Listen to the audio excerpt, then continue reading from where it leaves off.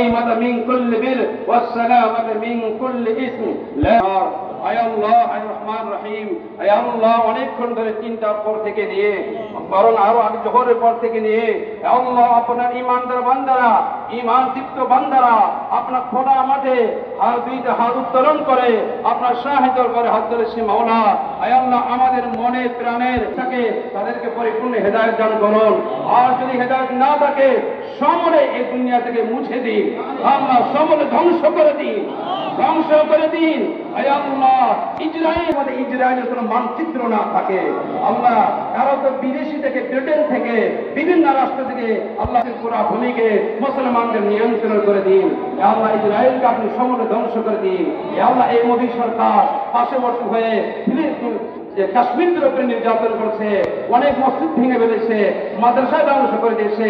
আল্লাহ এই মোদীকে আপনি ধ্বংস করে দিন মোদীর দলকে আপনি ধ্বংস করে দিন আল্লাহ এখানে ওলামায়ে কেরাম আছে ফুকহায়ে কেরাম আছে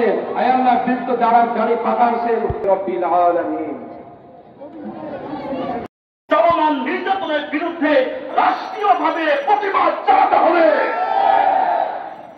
সংগ্রামী সাথী বন্ধুগণ, আমরা বিশ্বাস করি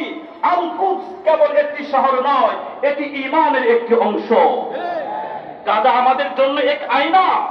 মানে কেবল বেঁচে থাকা নয়, সংগ্রামের। নাম্বার 1, আমরা ইসরায়েল ও মুসলিম উম্মাহর সকল প্রতীক ও নিদর্শন ভূখণ্ড রক্ষায় জান ও মালের সর্বোচ্চ ত্যাগে, তাই এখান থেকে আমরা প্রতিদিন জিহাদের ডাক আসে বুকে এক খবর যত করি